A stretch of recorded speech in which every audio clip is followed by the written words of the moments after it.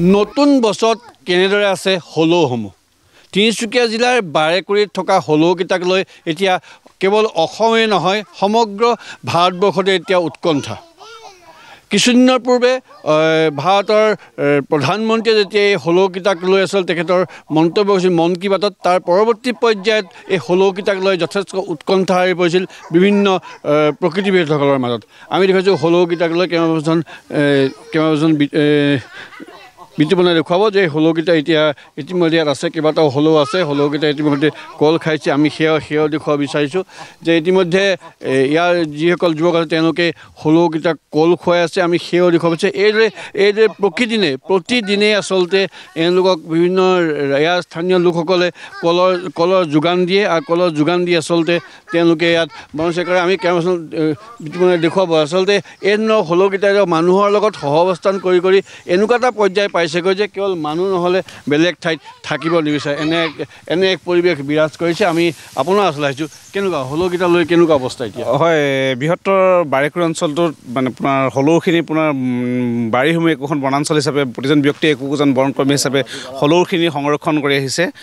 বাৰেকুৰিবাসী ৰাইজে আমি বৰ্তমান উপস্থিত আছোঁ বাৰেকুৰি অঞ্চলৰ নমতামুং গাঁৱত এই নমতামুং গাঁৱত এটা 4টা পৰিয়াল আছে এই যদি হলৌকেইটা নাহে হলৌকেইটা যদি এই অঞ্চললৈ 7 দিনৰ পিছত বা 3 দিনৰ পিছত যদি আকৌ আহে হলৌকেইটা কেতিয়া আহিব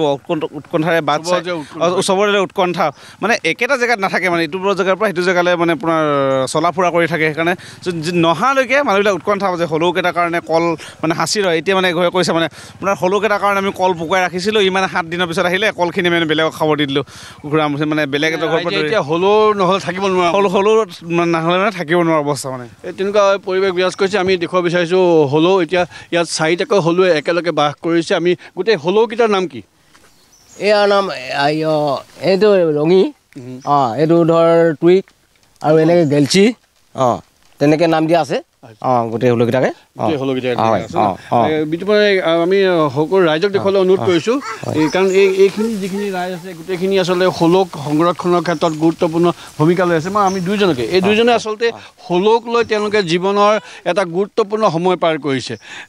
প্ৰধানমন্ত্ৰীয়ে হলৌক যেতিয়া মন কী বাতত আনিলে তাৰ পৰৱৰ্তী পৰ্যায়ত কেনেকুৱা ধৰণৰ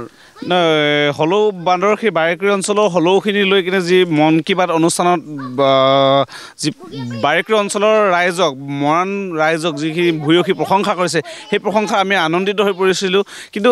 আনন্দিত হৈ পৰাৰ সমান্তৰালভাৱে আমি আশা কৰিছিলোঁ যে অসম চৰকাৰে বা ভাৰত চৰকাৰে হলৌ সংৰক্ষণৰ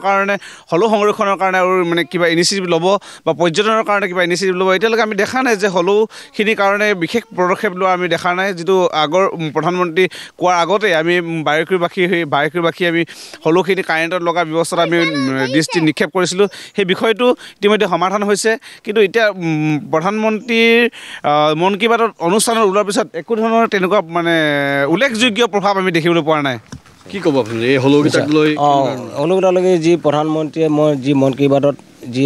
আশ্বাস দিছিলে ঘোষণা কৰিছিলে তাৰ হেৰিয়ততো আমাৰ এতিয়া ধৰ একো এটা মানে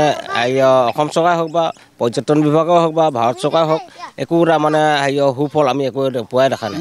বিভিন্ন ঠাইৰ পৰ্যটক আহিছে পৰ্যটক নিশ্চয় বিদেশৰ মানে বহুত ধৰণৰ পৰ্যটক আহি আছে কিন্তু চাই আছোঁ হয় আহে আৰু এই আচলতে হলৌ গিবনৰ কি কথা আছে য'ত আচলতে তেওঁলোকে হলৌ লৈ আচলতে বাৰেকুৰি ৰাইজৰ যিটো একাত্ম যিটো তেওঁলোকৰ সহাৱস্থান সেই সহাৱস্থানে আচলতে হলৌকেইটাক জীৱন্ত কৰি ৰাখিছে আমি যি ঠাইত আছোঁ এই ঠাইত 4টাকৈ হলৌ আছে আৰু এই হলৌকেইটা এতিয়া আকৰ্ষণৰ কেন্দ্ৰবিন্দু মুঠতে কিমানটা হলৌ আছে গোটেই অঞ্চল বৃহত্তৰ বাৰেকুৰি অঞ্চলত 21টা হলৌ বান্দৰ 21টা হলৌ বান্দৰ ইয়াত আছে